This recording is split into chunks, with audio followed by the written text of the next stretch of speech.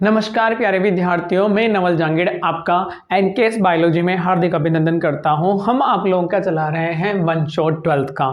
अभी तक मैं आप लोगों को यहां पर 12th के इससे पहले वाले चैप्टर बायोटेक के दोनों पढ़ा चुका हूं, और इससे पहले जो आप लोगों के और भी चैप्टर हैं, sexual reproduction, human reproduction, sexual reproduction in flowering plant and then human reproduction, जो आप लोगों का नेक्स्ट चैप्टर है वो भी मैं पढ़ा चुका हूँ। अप्रोक्सीमेट यहाँ पर मैं आप लोगों के 5-6 चैप्टर पढ़ा चुका हूँ। तो उसी से आगे आगे हम चलते हैं। तो नेक्स्ट हमारा चैप्टर लेते हैं organism and population.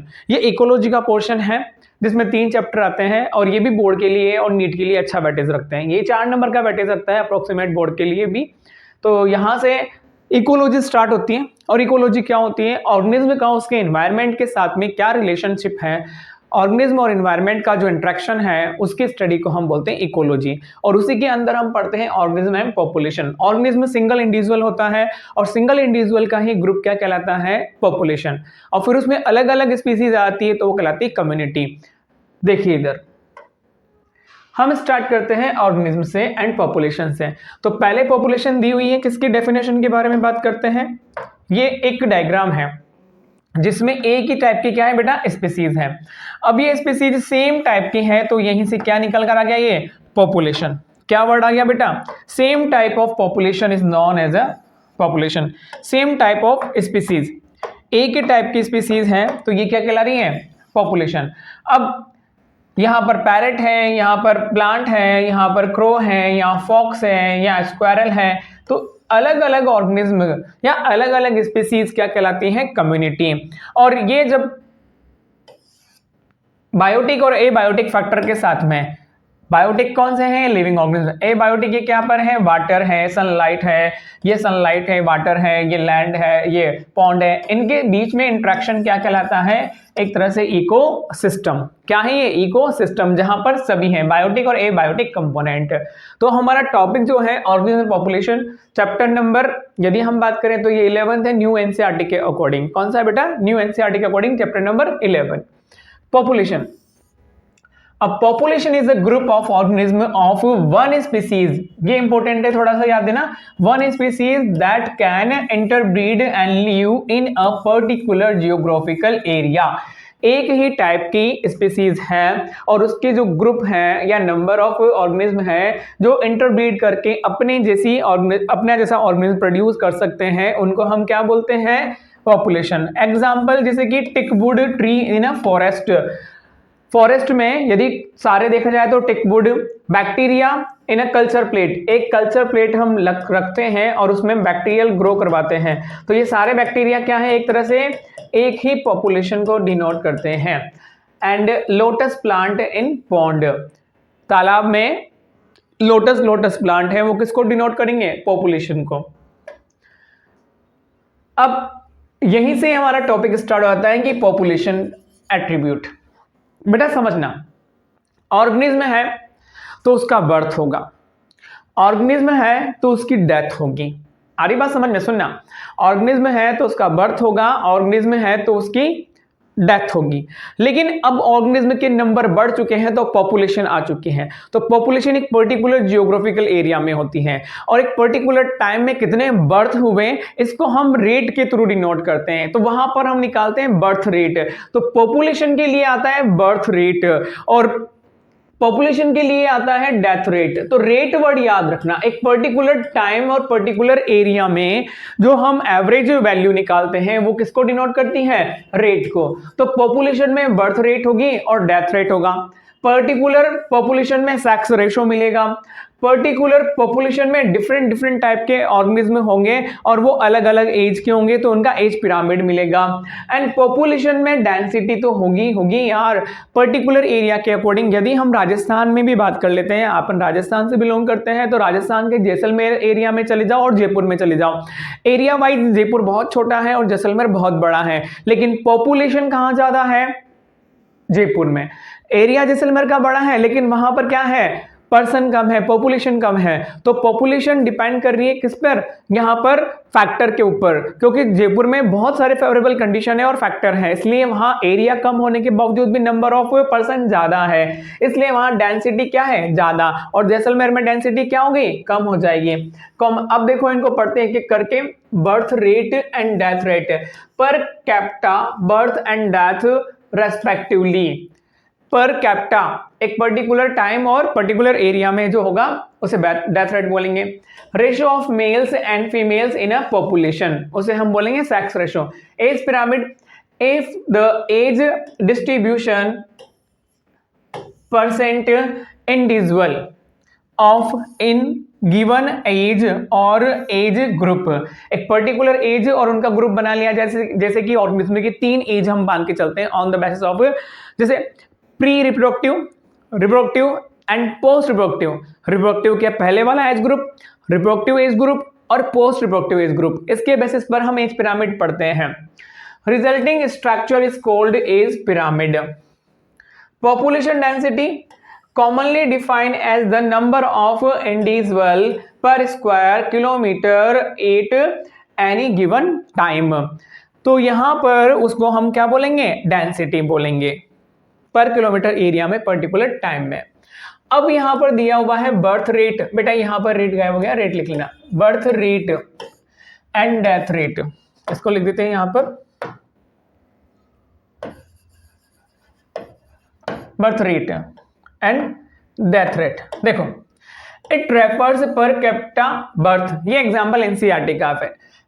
In a pond there are 20 lotus plant last year and through reproduction 8 new plant are added, hence there current population कितनी हो गई, 28 हो गई।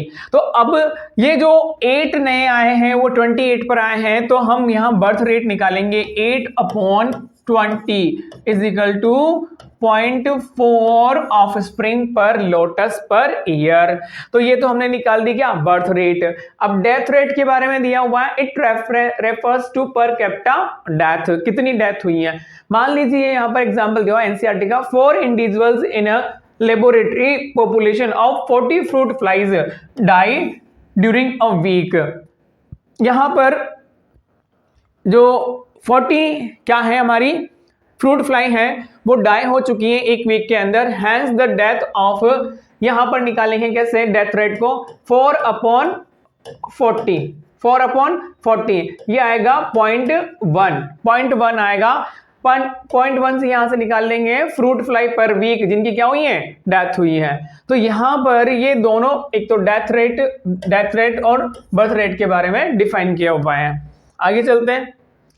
अब ये नेक्स्ट अगेन हमारा इंपॉर्टेंट टॉपिक था एज पिरामिड, और ये इंपॉर्टेंट है, यहां से क्वेश्चन बन सकता है, नीट के लिए भी बन सकता है और बोर्ड के लिए भी बन सकता है। देखो, age pyramid is a graphic representation of abundance of individuals of different age group with pre-reproductive at the base। मतलब ये वाला सब में जो येलो वाला है ना वो किसको डिनोट कर रहा है, प्री रिप्रोडक्टिव को। रिप्रोडक्टिव कौन सा, एट द मिडिल, ये वाला, ये मिडिल वाला किसको डिनोट कर रहा है, रिप्रोडक्टिव फेज को। ये सब में रिप्रोडक्टिव फेज है यहाँ पे।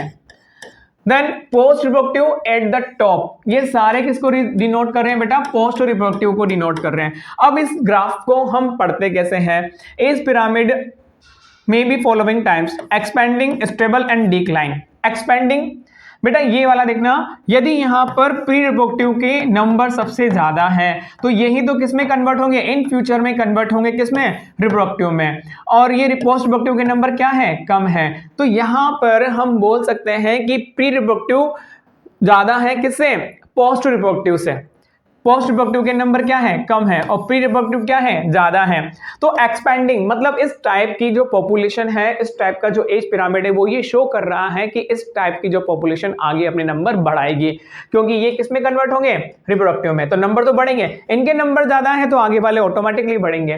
लेकिन स्टेबल देखो, ये ऑलरेडी जितने हैं उतने ही क्या कर रहे हैं, रिप्रोडक्टिव प्रोड्यूस कर पाएंगे, ये एक्सपेंडिंग नहीं है। और ये ऑलरेडी क्या है, कम होते जा रहे हैं, ऊपर वाले क्या है, कम होते जा रहे हैं। तो ये इसमें जितने रिप्रोडक्टिव है, पोस्ट रिप्रोडक्टिव हैं उतने ही रिप्रोडक्टिव हैं, मतलब बराबर हैं। तो यहाँ पर कोई एक्सपेंडिंग नहीं होगी। तो यहाँ पर ये डिनोट करता है कोई भी कंट्री कैसी है, डेवलप्ड कंट्री है एंड कौन सी वाली कंट्री है, डेवलपिंग कंट्री है।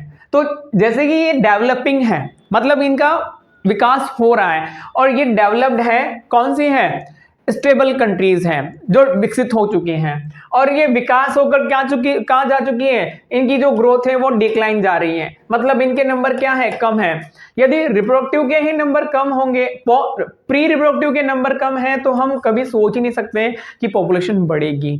ये क्या है, डिक्लाइन। इनके नंबर कम है, इसके थोड़े ज्यादा है, फिर इसके थोड़े कम है। इन फ्यूचर में ये जो प्री रिप्रोडक्टिव है यही किस में कन्वर्ट होगी, रिप्रोडक्टिव में। तो यहाँ तो नंबर ही कम है किसके, प्री रिप्रोडक्टिव के, तो इससे और बनने वाले जो प्री रिप्रोडक्टिव से रिप्रोडक्टिव बनेंगे वो और कम होंगे। ये अनशेप्ड होता है, कैसा होता है बेटा, ये फ्लास्क, जैसे फ्लास्क होता है ना, फ्लास्क ऐसा वाला अनशेप्ड होता है। ये कैसा होता है बेटा, बेल शेप होता है। ये कैसा है, बेल शेप ग्राफ है। और ये क्या है, ट्राइंगल है। ये क्या है, ट्राइंगल है। ठीक है, तो ये बेल शेप है, ये बेल शेप है, ये ट्राइंगल है, और ये अनशेप्ड ग्राफ है। Next, population growth. Four basic processes that fluctuate the population density. Four basic यहाँ पर फ्लक्चुएशन है जिससे पॉपुलेशन डेंसिटी कम होती है या ज्यादा होती है। किसी के बर्थ होने से पॉपुलेशन डेंसिटी बढ़ेगी, किसी की डेथ होने से पॉपुलेशन डेंसिटी कम हो जाएगी। देन दो फैक्टर और हैं, एमिग्रेशन और इमिग्रेशन। एमिग्रेशन देखो, नेटिलिटी तो बर्थ रेट है, मोर्टिलिटी मतलब क्या है, डेथ रेट है। Emigration and immigration. एमिग्रेशन मतलब ऑर्गेनिज्म का आना, इमिग्रेशन मतलब ऑर्गेनिज्म का वहां से चले जाना। तो देखिए यहां पर natality, it is the number of birth in a population during given a period, एक पर्टिकुलर टाइम में जो बर्थ होते हैं। मोर्टिलिटी डी से रिप्रेजेंट करते हैं, it is the number of death in a population during a given period, एक पर्टिकुलर पीरियड में क्या है ये, डेथ है। एमिग्रेशन देखिए, it is the number of individual of the population who left, मतलब वो छोड़ के चले गए हैं, the habitat and gone elsewhere during a given time period, कहीं पर भी जा सकते हैं वो। Immigration, it is the number of individuals same species that have come, वापस आ चुके हैं कहीं ना कहीं से, the habitat from the elsewhere during a given time. तो इसका मतलब तो क्या है, वो ऑर्गेनिज्म का प्लस होना और इसका क्या है, माइनस होना। तो यहां पर कौन कौन से फैक्टर हैं जिससे डेंसिटी बढ़ सकती है, इससे डेंसिटी बढ़ सकती है, इससे डेंसिटी क्या होती है, लो होती है, इससे डेंसिटी क्या होती है, हाई होती है। अब ये ग्राफ एनसीईआरटी में इस तरह से दिया हुआ है, पॉपुलेशन डेंसिटी, इमिग्रेशन एंड नेटिलिटी, ये देखो प्लस साइन है, इन दोनों से क्या है, plus sign. And then mortality से क्या होगी, डेंसिटी कम हो जाएगी, और इमिग्रेशन से भी क्या हो जाएगी, कम हो जाएगी, इमिग्रेशन से। Natality and immigration increase the population density, बढ़ाते हैं। Mortality and emigration decrease the population density, ये क्वेश्चन का पॉइंट है, यहां से बन सकता है, ये याद रखना है। If N is population, N क्या है, डेंसिटी है, if the density is the population को प्रेजेंट करता है at the time, then its density at a time t+1, t+1 पे जो हमारे पास में आएगी डेंसिटी के formula, N T B plus I D plus E, यहां पर आएगा बेटा, यहां पर क्या आएगा, ई आएगा, ई, ये हमारी इक्वेशन है। बर्थ और इमिग्रेशन को ऐड करेंगे, पॉपुलेशन डेंसिटी बढ़ेगी, मोर्टिलिटी और इमिग्रेशन को हटाएंगे, डेंसिटी क्या हो जाएगी, कम हो जाएगी। तो ये इक्वेशन आपको याद रखनी है। नेक्स्ट आगे चलते हैं, नेक्स्ट स्लाइड पे चलते हैं, देखिए इधर। अब यहां पर हमारे पास में दो टाइप के ग्रोथ मॉडल आएंगे, एक ग्रोथ मॉडल तो बताएगा एक्सपोनेंशियल ग्रोथ को, एक बताएगा लॉजिस्टिक ग्रोथ को। एक्सपोनेंशियल ग्रोथ मतलब ऐसा उन्होंने सोचा साइंटिस्ट ने कि हम ऑर्गेनिज्म को ऐसे एरिया में ग्रोथ करवा रहे हैं जहां पर क्या है, वहां पर किसी भी टाइप का कोई लिमिटेशन नहीं है, किसका, सोर्स का। सोर्स अनलिमिटेड हो तो ग्रोथ कैसी होती है, सोर्स लिमिटेड हो तो कैसी ग्रोथ होती है, वो हम यहाँ पढ़ेंगे। लेकिन बेटा माइंड में सोच के चलना, सोर्स कभी भी अनलिमिटेड नहीं होते, सोर्स लिमिटेड ही होते हैं। सोर्स यदि अनलिमिटेड होते ना तो हम सर्वाइव भी नहीं कर पाते पॉपुलेशन की ग्रोथ को। ठीक है, पहला है exponential growth. It can occurs if natural resource, ये वाली लाइन, आर अनलिमिटेड, ये कब मिलती है? जब नेचुरल रिसोर्स क्या हो? अनलिमिटेड हो, and there is no competition in between species. मान लीजिए सही बात है, यहां पर रिसोर्सेज, हम लड़ाई किस लिए करते हैं? रिसोर्सेज के लिए तो करते हैं। दो एनिमल्स एक सेम रिसोर्स फाइट करते हैं, किसके लिए? एक रिसोर्सेज के लिए। यदि उसको भी रिसोर्सेज इसको भी रिसोर्सेज आराम से मिल रहे हैं हर ऑर्गेनिज्म को, मतलब नो लिमिटेशन ऑफ रिसोर्सेज, तो फाइट ही नहीं होगी, कॉम्पिटिशन ही नहीं होगा, तो यहां बिल्कुल भी कॉम्पिटिशन नहीं होगा। इंक्रीज और decrease density during unit time period D N D T, इसको डिनोट करते हैं किस तरह से? D N upon D T से डिनोट करते हैं। यदि एक टाइम पीरियड में डेंसिटी इंक्रीज भी हो रही है और डिक्रीज भी होती है छोटे टाइम के लिए। If population size N, birth rate B and death rate D, then the increasing and decreasing and during unit time will be dn upon dt is equal to v minus d into n, ये equation है। और b minus d को हम यहां लिख सकते हैं r, तो dn upon dt is equal to r n, ये हमारी क्या है? इक्वेशन है। और यहाँ पॉपुलेशन साइज और ये टाइम है, और विद रेस्पेक्ट इसका ग्राफ कैसा आएगा? बिल्कुल एकदम the growth curve population accelerate, बढ़ता हुआ आएगा, हमेशा बढ़ती रहेगी पॉपुलेशन, लेकिन ऐसा नहीं होता। आर किसको रिप्रेजेंट करता है? R is a very useful in assign the impact of any biotic and abiotic factor on a population growth. Another formula of exponential growth, population growth is equal to n not ERT, ये log की form में होता है, ठीक है? क्या है भाई? Another formula n is equal to n not, n is equal to n not ERT, ये फॉर्मूला है। Next, the integral form of exponential growth equation nt is equal to n not ERT, ये exponential growth की equation जो NCERT में दी हुई है, dn upon dt is equal to r n, और r क्या है? b माइनस d को रिप्रेजेंट करता है इंट्रिंसिक फैक्टर को, वेर nt क्या है? एक पर्टिकुलर टाइम के बाद में डेंसिटी है, population density after time t। n0 क्या है? Population density at time 0। r क्या है? Intrinsic rate of natural increase, जो अपने आप ही बढ़ेगी। ई क्या है? The base of natural algorithm, ठीक है? तो यहां ये ग्राफ दिया हुआ है किसका? लॉजिस्टिक एक्सपोनेंशियल ग्रोथ का, एक्सपोनेंशियल ग्रोथ का, और ये वाला किसका है? अभी हम पढ़ेंगे लॉजिस्टिक ग्रोथ का। आगे देखिए, दूसरा ग्रोथ मॉडल है लॉजिस्टिक ग्रोथ मॉडल, और ये कब की बात करता है? जब रिसोर्सेस क्या हो? लिमिटेड हो, और किसके बीच में? ऑर्गेनिज्म के बीच में, स्पीसीज के बीच में क्या होता है? कंपटीशन होता है बेटा। क्या होता है? कंपटीशन। तो ये दो मॉडल याद रखने आप लोगों को, एक्सपोनेंशियल एंड लॉजिस्टिक ग्रोथ। यहां से बन सकते हैं question. There is no population in a nature having unlimited resources for exponential, मतलब ऐसे कोई भी population नहीं है जिसके पास में unlimited resources हो for exponential growth. This lead the competition among individual for limited resources, और उनके बीच में क्या होता है? competition होता है limited resources के लिए। In nature, a given habitat has enough resources to support a maximum possible number beyond which no further growth is possible. ये यूं बोल रहा है कि यहाँ पर पर्याप्त क्या होते हैं? रिसोर्सेज होते हैं, और उसके अकॉर्डिंग रिसोर्सेज जितने होंगे उतनी ही क्या होगी? ऑर्गेनिज्म या पॉपुलेशन की ग्रोथ होगी। It is called a carrying capacity. जब यदि किसी ऑर्गेनिज्म, ये सिंपल सी बात करते हैं, एक कपल है और उनकी दो चाइल्ड है, तो वो उनकी जो पैरिंग, जो वन पेयर ऑफ कपल है और उनके दो चाइल्ड हैं, तो उनकी जो परवरिश करेंगे एज कंपेयर टू ऐसा कपल जो सेम मिडिल क्लास का है और उसके 4 चाइल्ड हैं। अब यहां डिफरेंस क्या हो गया? जिसके 4 चाइल्ड है तो वहां रिसोर्सेज का डिवाइडेशन ज्यादा हो जाएगा, और 2 चाइल्ड है तो वहां resources as compare to 4 child की कंपैरिजन में क्या हो गए? कम डिवाइडेशन होगा। तो अच्छी कैरिंग कैपेसिटी किसको मिलेगी? एक कपल जिसके 2 बच्चे हैं, या एक कपल जिसके 4 बच्चे हैं। ज़्यादा अच्छी जो फैसिलिटी मिलेंगी, कैरिंग कैपेसिटी मिलेगी ओनली किसको, जिसके 2 बच्चे हैं। अब 2 बच्चों से भी वन पे शिफ्ट हो जाए तो ज़्यादा कैरिंग कैपेसिटी किसको मिलेगी, जिसका 1 चाइल्ड होगा।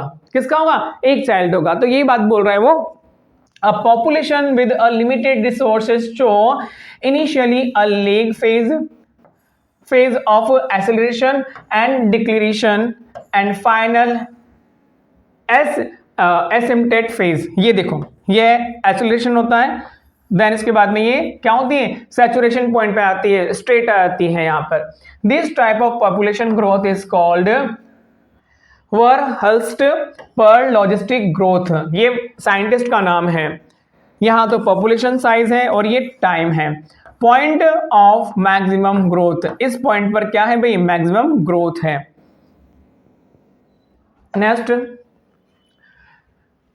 Verhulst per logistic growth is described as a dn upon dt is equal to rn upon k minus n upon k। तो आपको इस ये डेफिनेशन, ये इक्वेशन याद रखनी है, यहां से क्वेश्चन बनते हैं। r तो rn तो वहां का वही था हमारा एक्सपोनेंशियल का, बस अब यहां क्या आ गया, k n k याद रखना है। और याद रह जाएगा, एबीसीडी में के पहले आता है तो के को पहले लेके आना है, ठीक है। के पहले आता है तो के माइनस एन करना है, अपॉन भी के करना है। अपॉन क्या करना है, के करना है, एन नहीं करना है। वेयर एन तो population density at a time, R intrinsic rate को बताता है, के कैरिंग कैपेसिटी को बताता है। For more animal population resources for growth are limited, so the logistic growth model is a more realistic. ऐसा ही होता है कहां पर, नेचर में।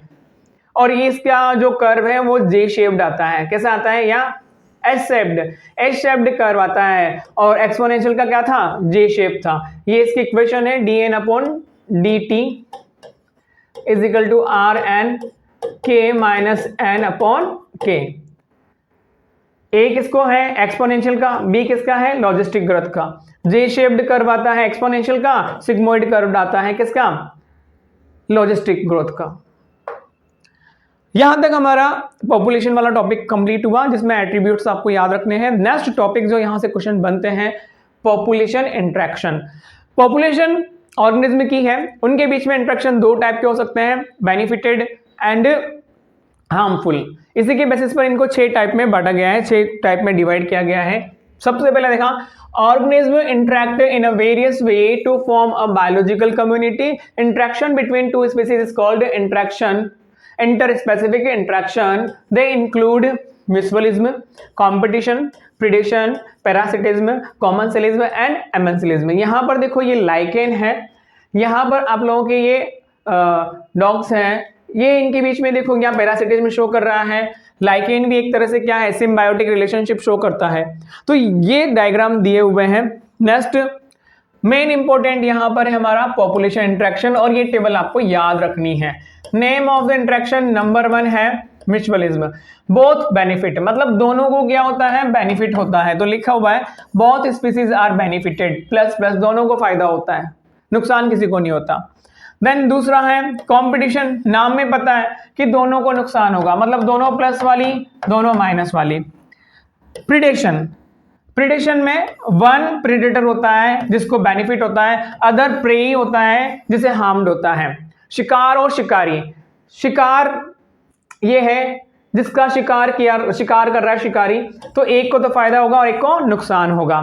पैरासिटिज्म भी देखो क्या है, one parasite is benefited, other host is harmed, तो ये भी इस तरह का ही सेम है, benefited and harmed. Commensalism, one is benefited, other is affected. Commensalism मतलब एक को फायदा होगा और दूसरे को no harms and no profit, तो प्लस एंड 0। एमेंसिलिज्म में one is harmed, other is unaffected, minus and 0। तो यहां पर एमेंसिलिज्म वो रिलेशन है जिसमें एक को तो नुकसान होता है और एक को no benefit and no loss. इनको हमें एक एक करके एग्जांपल के साथ में पढ़ना है, तो चलते हैं आगे, देखते हैं एक को। देखिए फर्स्ट हमारा जो है रिलेशनशिप है म्यूचुअलिज्म, जिसमें दोनों को बेनिफिट होता है। तो यहाँ फर्स्ट हमने लिया है lichen. It is a mutualistic relationship between fungus and photosynthetic algae या साइनोबैक्टीरिया। से एल्गी या फंगस के बीच का जो रिलेशनशिप है उसे हम लाइकेंस बोलते हैं। और लाइकेंस देखो ये रहा, ये लाइकेंस है जिसमें फंजाई तो क्या करता है, शेल्टर प्रोवाइड करता है, और एल्गी क्या करता है, न्यूट्रिशन प्रोवाइड करता है। दूसरा माइकोराइजा, माइकोराइजा हायर प्लांट्स के रूट्स के साथ में फंगस का association is known as a mycorrhiza. तो association between fungi and roots of higher plants, the fungi help plant in the absorption of essential nutrient from the soil while plant provide the fungi with carbohydrate. ऐसा क्यों होता है भाई, fungi क्यों associate होती हैं higher plant के साथ में? क्योंकि इन प्लांट्स की रूट्स में रूट हेयर नहीं होते हैं, तो वो मिनरल न्यूट्रिशन को एब्जॉर्ब नहीं कर पाएंगे, इसलिए फंगस ये काम करता है, मिनरल्स और न्यूट्रिशन उनको प्रोवाइड कराता है। देन ये माइकोराइजा है, ये फंजाई है, ये क्या है, फंजाई है, ये वाइट फंजाई है, और ये लाइकेन है, और ये भी क्या है, लाइकेन की इमेज है। तो दो एग्जाम्पल हमने पढ़ लिए। तीसरा, mutualism between a plant and animal and through pollination and seed dispersion. एक ऐसा रिलेशनशिप है पॉलिनेशन जिसमें क्या होते हैं ऑर्गेनिज्म जैसे कि बर्ड्स या कोई अदर इंसेक्ट प्लांट पर फ्लावर पे आता है और वहां से नेक्टर कलेक्ट करता है और पोलन ग्रेन को ले जाता है और दूसरी प्लांट की या दूसरे फ्लावर के स्टिग्मा पर ट्रांसफर करता है। तो प्लांट का भी काम हो गया, मतलब क्या हो गया, फ्लावर का पॉलिनेशन हो गया और ऑर्गेनिज्म को भी क्या मिल गया, नेक्टर मिल गया। देखिए इधर, a fig species is pollinated only by its partner wasp species and another no other। यहाँ पर एक स्पेशली ट्री का नाम दिया हुआ है, फिग मतलब अंजीर। अंजीर के प्लांट में जब इस तरह का फ्रूट बनता है तो ये फ्रूट किस तरह से डेवलप्ड होगा, यहाँ पर ये आपको इंसेक्ट दिख रहे होंगे, ये इंसेक्ट इसके अंदर जाते हैं और अंदर जाने पर यहाँ पर इसमें पॉलिनेशन करवाते हैं। पॉलिनेशन कैसे करवाते हैं बेटा, ये प्लांट इस तरह से होता है, देखिए मैं तुमको बता दूं इस तरह से, ये जो अंजीर है, अंजीर का जो फ्रूट है वो इस तरह से होता है, ये इस तरह से, इसमें दो स्ट्रक्चर होती है,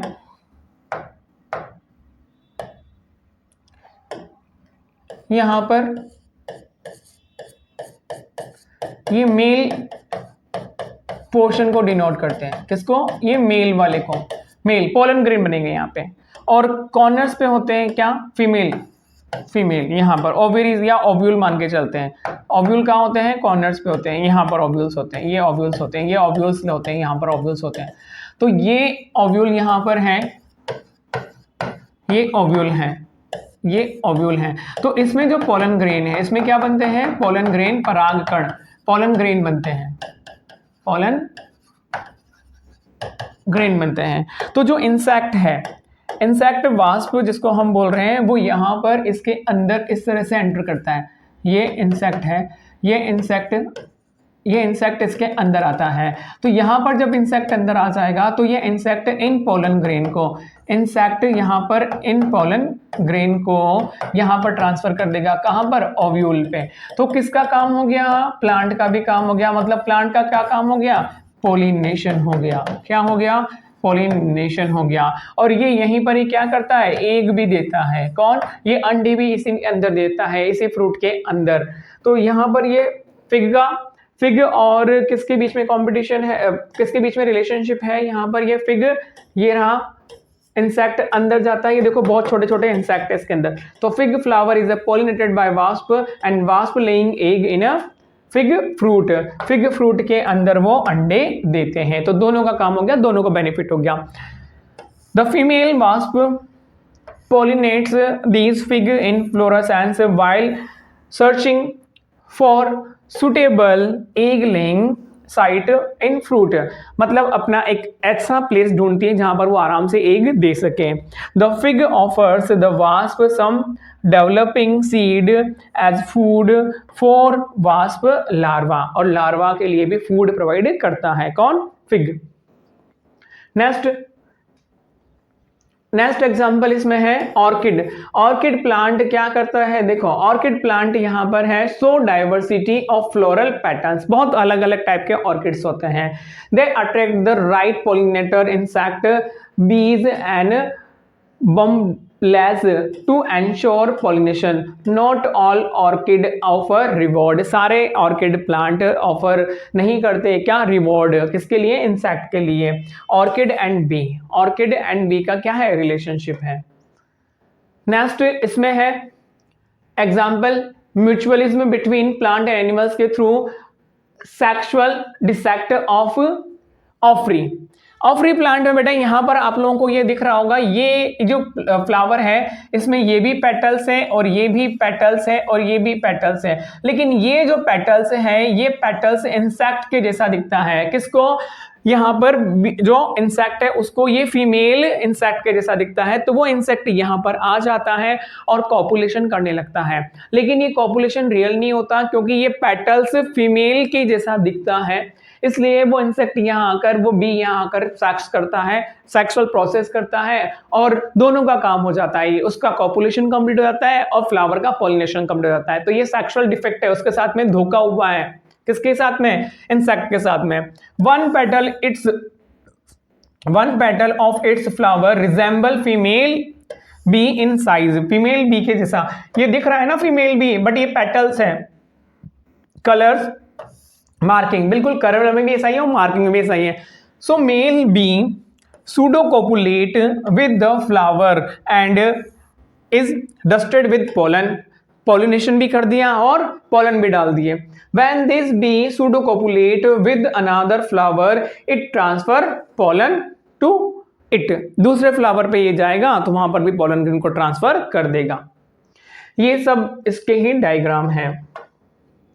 नेक्स्ट दूसरा है कौन सा अपना रिलेशनशिप? एमेंसिलिज्म, जिसमें को no profit no loss. It is in this one specific one is harmed and other species is neither harmed and neither nor benefited. तो यहां पर एक को तो क्या हो रहा है? हार्म्ड हो रहा है और दूसरे को तो ना तो प्रॉफिट ना ही लॉस हो रहा है। जैसे कि फंजाई पेनिसिलिन वाला, याद रखना पेनिसिलिन में, पेनिसिलिन एक ऐसा सब्सटेंस सीक्रेट करती है जिससे बैक्टीरिया की ग्रोथ रुक जाती है। तो पेनिसिलिन को तो कोई भी फायदा और कोई नुकसान नहीं हुआ, लेकिन बैक्टीरिया को क्या हो गया? हार्म्ड हो गया। तो एमेंसिलिज्म जहां पर भी आए ना तो आप लोग एंटीबायोटिक याद रखना। एमेंसिलिज्म और एंटीबायोटिक बहुत इजीली याद रह जाएगा। तो पेनिसिलिन वाला एग्जांपल एंटीबायोटिक है, क्योंकि फर्स्ट एंटीबायोटिक पेनिसिलिन थी। दूसरा commensalism, in this one species is benefited another is neither harmed and nor benefited. मतलब एक को तो बेनिफिट होगा, दूसरी को कुछ भी नहीं होगा। ठीक है, अब कौन कौन से एग्जाम्पल है? यहाँ पर बहुत प्यारे एग्जाम्पल दिए हुए हैं। Orchid on mango tree. Orchid जो प्लांट है वो मैंगो ट्री पर ग्रो करता है, तो मैंगो ट्री को तो नो प्रॉफिट नो लॉस, लेकिन ऑर्किड को क्या होता है? प्लेस मिल जाता है, बेनिफिट मिल जाता है। देखो orchid benefit growing as epiphytes on a mango branch, इसको बोलते हैं epiphytes plants. Barnacles growing on a back of whale. Whale मछली है बेटा, ये वेल है और इसके बेक पर ये छोटे छोटे बार्निकल्स ग्रो करते हैं। क्या है ये? बार्निकल्स मोलस्का है। मोलस्का जो आप लोग नॉन कॉर्डेट के अंदर पढ़ते हैं ना, मोलस्का आर्थ्रोपोडा के बाद वाला संघ फाइलम, तो उसके एनिमल्स है मोलस्कस है। केटल, इरगिट एंड ग्राजिंग कैटल, ये गाय हैं जो चरती हैं और यहाँ पर क्या है? ये इरगिट एंड कैटल। ये इरगिट को यहाँ पर जब ये कैटल चलते हैं तो यहाँ से इस ग्रास में से इंसेक्ट बाहर निकल कर आते हैं, तो ये इस इंसेक्ट को क्या करती है? ट्रैप कर लेती है। कौन? ये इरगिट। तो ये इग्रेट को तो बेनिफिट हो जाता है, लेकिन कैटल को कोई बेनिफिट, कोई लॉस नहीं होता। Cattle egret and grazing cattle, the egret forage close to where cattle are grazing. कहाँ मिलती है? जहां गायें चरती हैं। एज कैटल मूव, जैसे जैसे मूव करती हैं, the vegetation insect come out, और वहां से डिफरेंट टाइप के इंसेक्ट बाहर आते हैं। Otherwise it is difficult to great to find and catch the insect, और ये उसके लिए बेनिफिट, ये उसके लिए क्या हो जाता है? डिफिकल्ट हो जाता है कि इंसेक्ट को कैच करना और उसको ढूंढना। सी एनीमोन एंड क्लॉन फिश, देखो ये क्लॉन फिश में इस तरह से थ्रेड लाइक स्ट्रक्चर होती है सी एनीमोन में, और क्लॉन फिश इसमें क्या होती है? छुप जाती हैं और दूर तक चली जाती हैं। Stinging tentacles of sea anemone के टेंटिकल्स में give a protection to fish from predator से बचाते हैं। किसको? सी एनीमोन के जो टेंटिकल्स हैं वो क्लॉन फिश को बचाते हैं। तो क्लॉन फिश का तो फायदा हो गया, टेंटिकल्स को नो प्रॉफिट नो लॉस हो गया। यहाँ पर ये 4 एग्जाम्पल दिए हुए हैं कॉमेंसिलिज्म के। अदर बेनिफिट, अदर जो हमारा रिलेशन है वो है कंपटीशन। नाम में पता चल रहा है कि दोनों को क्या होगा? नुकसान होगा कंपटीशन में। देखो यहाँ पर competition is defined as the process in which fitness of one species is significantly lower in the presence of another species। मतलब कंपटीशन होता है तो हम नॉर्मली बोलते हैं कि एक तो फिट होती है और दूसरी क्या होती है, लोअर स्पीसीज होती है। It is a process in which fitness of one species is significantly lower and another species presence of another species। एक तो डोमिनेंट होती है और रिसेसिव हो जाएगी automatically. Interspecies competition is a potent force in organic evolution. यहाँ पर ये एक तरह से उद्विकास को भी दर्शाते हैं। मतलब आप लोगों ने वो पढ़ा होगा, हमने पढ़ा है, एवोल्यूशन में पढ़ेंगे भी, पढ़ा भी था, पढ़ते भी हैं, नेचुरल एनवायरनमेंट वाला लेमार्क का सिद्धांत कि जो एनवायरनमेंट के अकॉर्डिंग नेचुरली फिट होता है वो क्या होता है, सर्वाइव करता है। तो कंपटीशन भी वही है, जो उस कंपटीशन के लिए फिट होगा वही सर्वाइव करेगा, अदर लोअर क्या हो जाएगा, वहां से चला जाएगा, एस्केप हो जाएगा। Competition occurs when closely related species compete for the same limited resources. ये देखो सेम स्पीसीज हैं और इनके बीच में रिसोर्सेज कम होते हैं, तो सेम स्पीसीज के बीच में क्या होगा, कंपटीशन के चांसेस बढ़ जाते हैं यदि रिसोर्सेज क्या हो, कम हो। दूसरा, unrelated species can also compete for same resources. ये बोल रहा है कि हमेशा ऐसा कुछ भी नहीं है कि सेम स्पीसीज ही फाइट करें सेम रिसोर्सेज के लिए, अदर स्पीसीज भी फाइट कर सकती हैं सेम रिसोर्सेज के लिए। फ्लेमिंगो फिश, फ्लेमिंगोज ये बर्ड है, ये फ्लेमिंगो बर्ड है और ये फिश पानी में यहाँ पर लेक में है। तो ये दोनों एक ही क्या कर रही है, फ्लेमिंगो भी उसी जू प्लैंक्टॉन्स को ईट कर रही हैं और फिश भी उसी जू प्लैंक्टॉन को, फिश भी उसी जू प्लैंक्टॉन को ईट कर रही है। तो दोनों के बीच में सेम क्या है, सेम यहाँ पर रिसोर्सेज हैं, फूड क्या है, सेम है, लेकिन यहाँ ऑर्गेनिज्म अलग अलग है तो उनके बीच में कंपटीशन हो चुका है। Some shallow South American lack competition for zooplankton, दोनों एक ही को क्या कर रही है, खा रही हैं। Competition occurs in abundant resource also. कब हो रहा है कंपटीशन, जब अबंडेंट रिसोर्स हो, तो धीरे धीरे यहां पर भी क्या होता है, एक तरह कंपटीशन होता है जब रिसोर्सेज बहुत ज्यादा है। एग्जांपल क्या है, in interference competition the feeding efficiency of one species is reduced due to the presence of other species even if resources are abundant।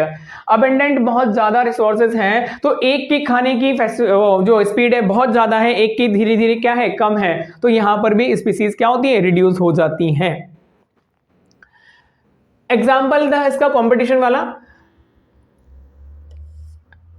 यहां पर एग्जांपल है Abingdon tortoise. Abingdon tortoise is a Galapagos island become extinct within a decade. ये एक दिन की बात नहीं है, डिकेड की बात है, काफी ज्यादा समय हुआ जब वहां पर गोट आ गई थी। गोट देखो, ये ट्रोटोइज बहुत सारे थे, ये एबिंगडोन ट्रोटोइज बहुत सारे थे।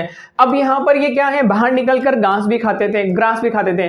अब यहाँ पर क्या लाके रख दी, गोट लाके रख दी, तो उस ग्रास को किसने खत्म करना स्टार्ट कर दिया, गोट ने, क्योंकि ये तो धीरे धीरे खाते हैं लेकिन ये बहुत जल्दी खाना खाते हैं तो इनकी ग्रासिंग कैपेसिटी ज्यादा है, तो धीरे धीरे ये क्या हो गए, एक्सटिंक्ट हो गए हैं।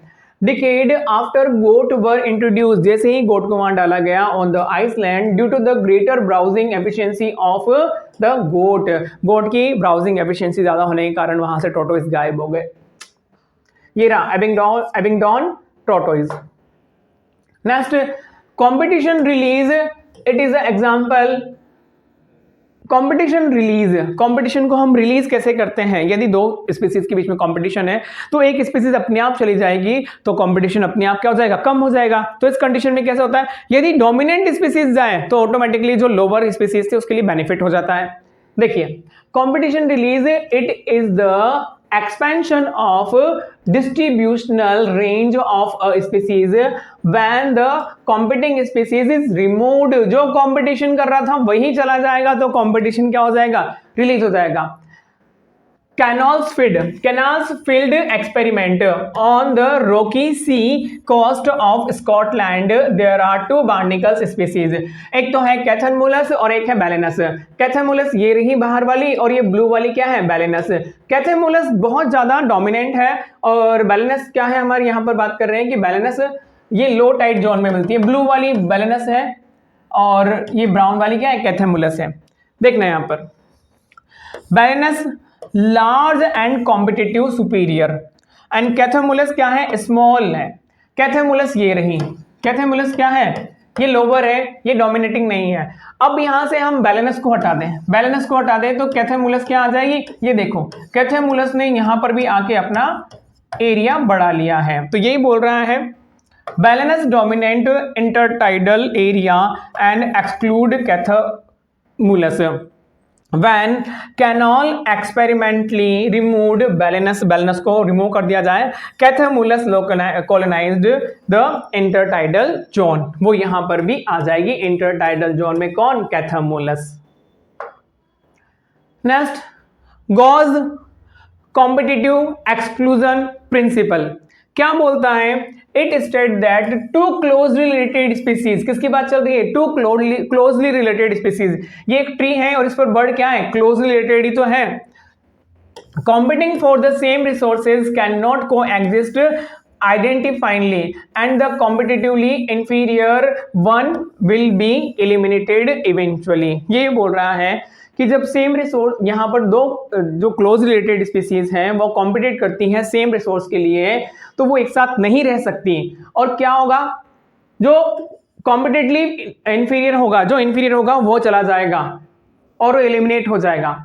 This may be true in limited resources. ये कैसा के बात, ये बात कब सच होगी, जब रिसोर्सेज क्या हो, लिमिटेड हो, बट नॉट अदरवाइज। रिसोर्सेज खूब सारे हैं तो वो लड़ाई क्यों करेंगे, वो साथ साथ रहेंगे।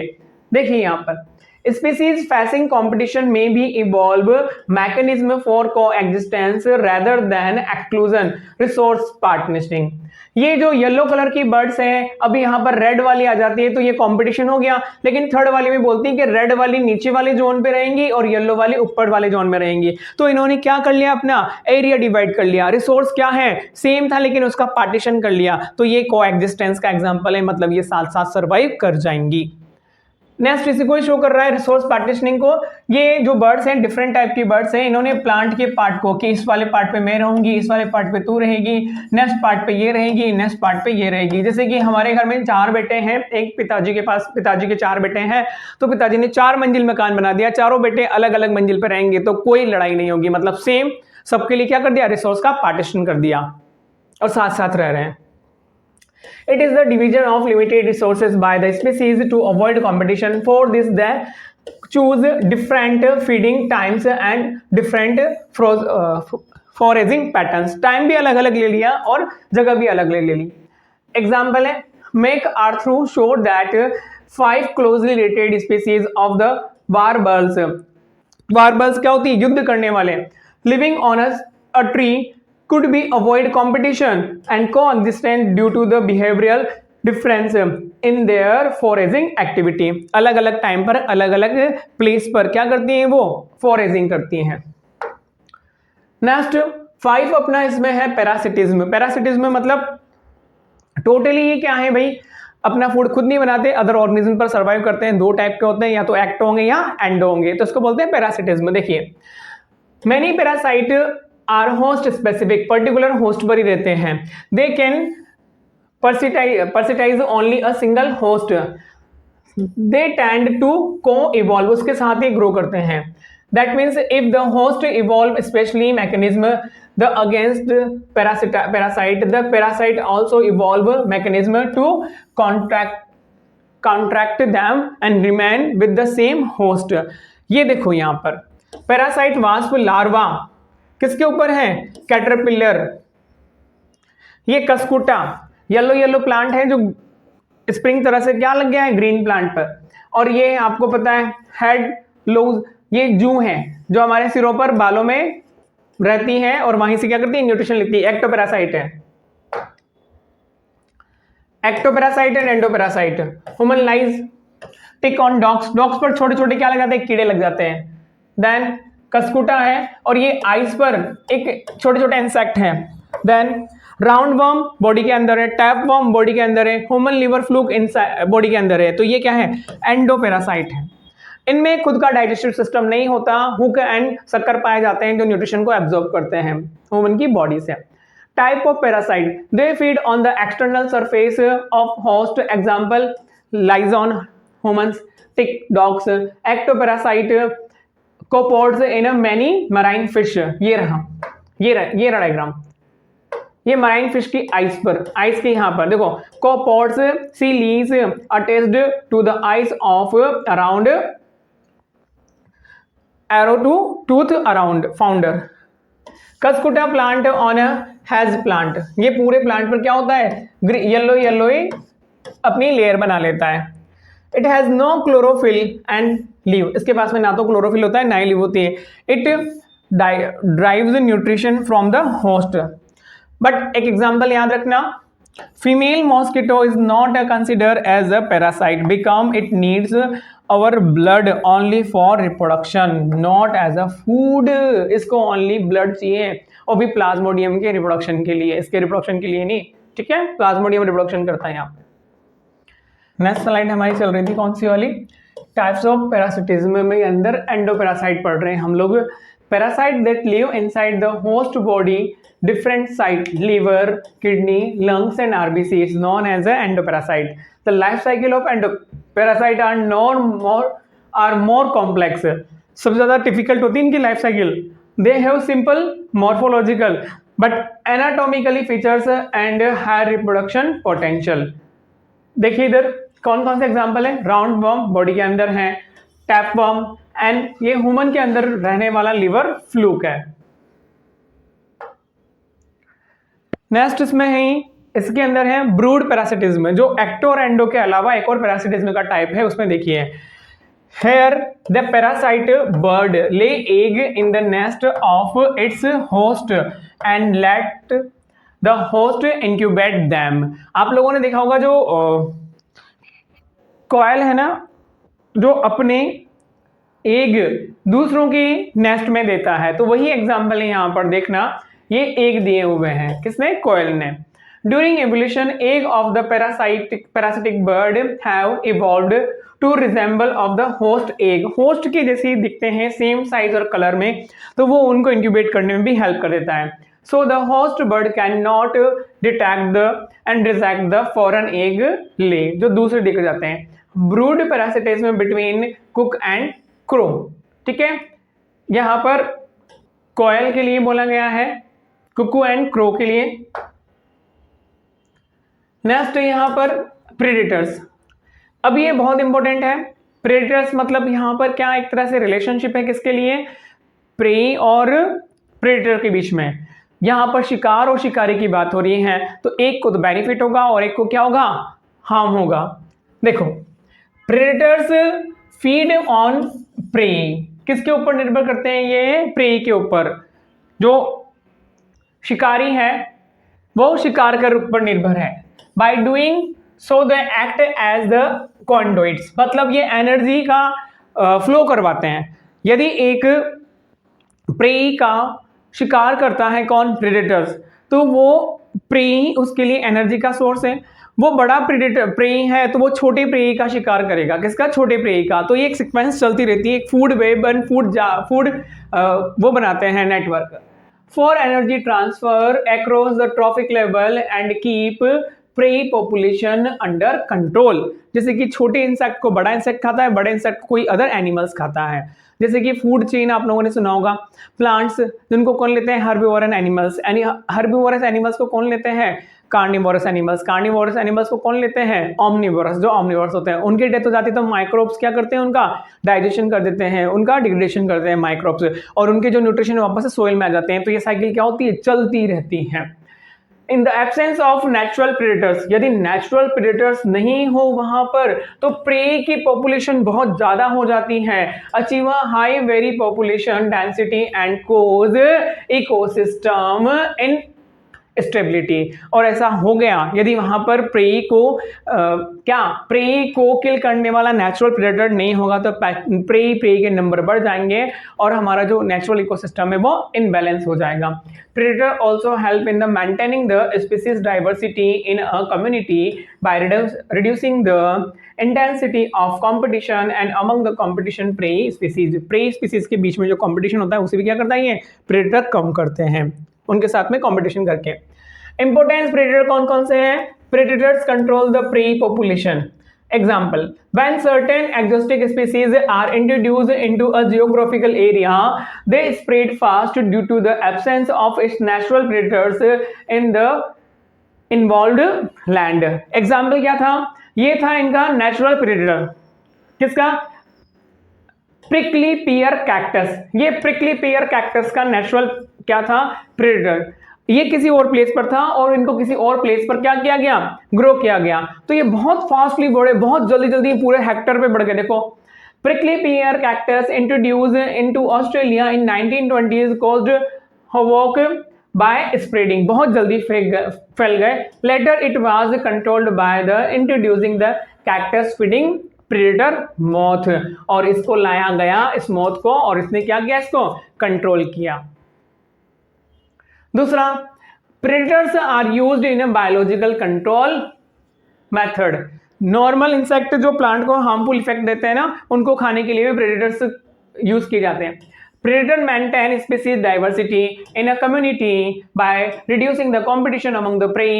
एग्जांपल है predator starfish Pisaster in the rocky intertidal community of the America Pacific coast. ये रही, ठीक है, ये पिजास्टर फिश है। Is an experiment. All the starfish were removed from the enclosed intertidal area. It caused the extinction of over 10 invertebrate species within an area due to the interspecific competition. क्या बोल रहा है ये जब pisaster fish को किसी particular area के अंदर रख दिया, हटा दिया यहाँ से, तो यहाँ पर जो स्पीसीज थी ना, उन्हीं के बीच में कंपटीशन होने से उनकी स्पीसीज क्या हो गई? एक्सटिंक्ट हो गई। 10 इनवर्टिब्रेट स्पीसीज क्या हो गई हैं within a year due to interspecific competition. उन वर्टिब्रेट के बीच में कंपटीशन हुआ और उन्होंने अपनी ही 10 स्पीसीज को क्या कर लिया है?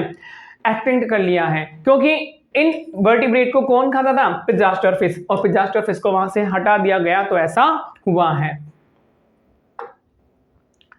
Defence of prey species to lessen impact of predation. Prey देखो अपने आप में कुछ ना कुछ ऐसे डिफेंस मैकेनिज्म भी लेकर आते हैं जिससे वो प्रेडेटर से बच सकें। क्या है? कॉम्बिफ्लैग, अपना कलर चेंज करना। ये रहा, जैसे ग्रेड के बारे में सुना होगा आप लोगों ने, cryptic colouration of the some insect and frog, some are poisonous. कुछ तो कैसे होते हैं? पॉइजनस होते हैं, जो स्मेल से ही पॉइजनस जैसा स्मेक देते हैं। The monarch butterfly is a highly distasteful, स्वादहीन होती है। इट्स प्रेडेटर बर्ड्स, जो इसको खाता है उसके लिए, it is due to the special chemical on its body, इसकी बॉडी में ऐसा केमिकल होता है जो बिल्कुल टेस्टलेस होता है। It acquired during it caterpillar stage by feeding on a poisonous weed. और ये कब आता है? इसकी कैटरपिलर स्टेज में। कैटरपिलर स्टेज में जब किसी दूसरे पॉइजनस वीड पर ग्रो कर रही होती है ना, तब इसमें ये डिस्टेस्टफुल केमिकल आ जाता है। ये लीफ जैसी इंसेक्ट है, अपनी स्ट्रक्चर लीफ जैसी बना ली ताकि प्रेडेटर इसको नहीं पकड़ पाएगा। ये मोनार्क बटरफ्लाई है।